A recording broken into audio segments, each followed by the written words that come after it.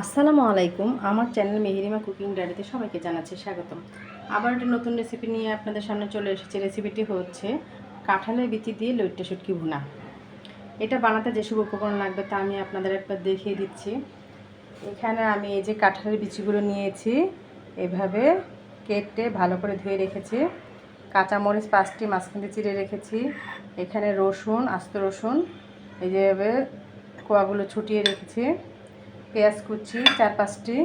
আর এখানে আমি যেহেতু লইট্টা শুটকি ভুনা আমি আপনাদের আগের ভিডিওগুলোর মধ্যে দেখিয়েছি, তাই আমি আগে এটা করে রেখেছি। লবণ স্বাদ মতো, হলুদের গুঁড়ো আধা চামচ, মরিচের গুঁড়ো 1 চামচ, আদা বাটা আধা চামচ, রসুন বাটা আধা চামচ, জিরার গুঁড়ো আধা চামচ আর রান্না করার জন্য সয়াবিন তেল। এই যে আমি চুলোতে ফ্রাই প্যান কড়াইটি বসিয়ে দিয়েছি আর আমি এই যে সয়াবিন তেল দিচ্ছি আধা কাপের মতো। তেলটা গরম হয়ে আসলে এখন আমি এই যে পেঁয়াজ কুচি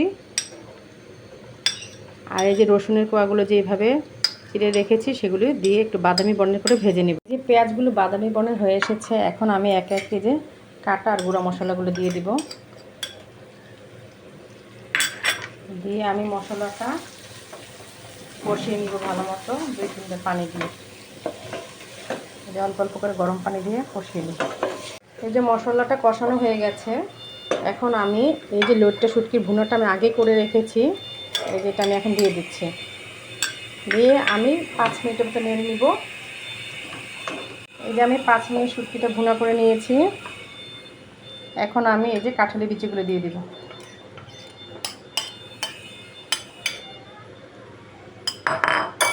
দিয়ে আমি একটু যে ভুনাটার সাথে মশলাটা কষাতে, এই যে শুটকির সাথে কাঁঠালের বিচিটা কষানো হয়ে গেছে, এখন আমি কাঁচামরিচটা দিয়ে দিব। আর আমি 1 কাপের মতো পানি দিয়ে দিব, গরম পানি দিয়ে এই যে আমি নেড়ে জালটা বাড়িয়ে এখন আমি অল্প আছে 15 মিনিটের জন্য ঢেকে রাখবো। এই যে 15 মিনিট পরে আমি ঢাকনাটা উঠিয়ে দেখছি, দেখেন একদম তেলের উপরে উঠে এসেছে। কাঁঠালি বিচি দিয়ে লইট্টা শুটকি ভুনাটা হয়ে গেছে। এখন আমি নামিয়ে পরিবেশন করে দেখাবো। এই বর্ষার মৌসুমে চারিদিকে বৃষ্টি হচ্ছে, এই সময় শুটকি না খেলে কি ভালো লাগে? তাই আমি ঝটপট বানিয়ে ফেললাম কাঁঠালি বিচি দিয়ে লইট্টা শুটকি ভুনা।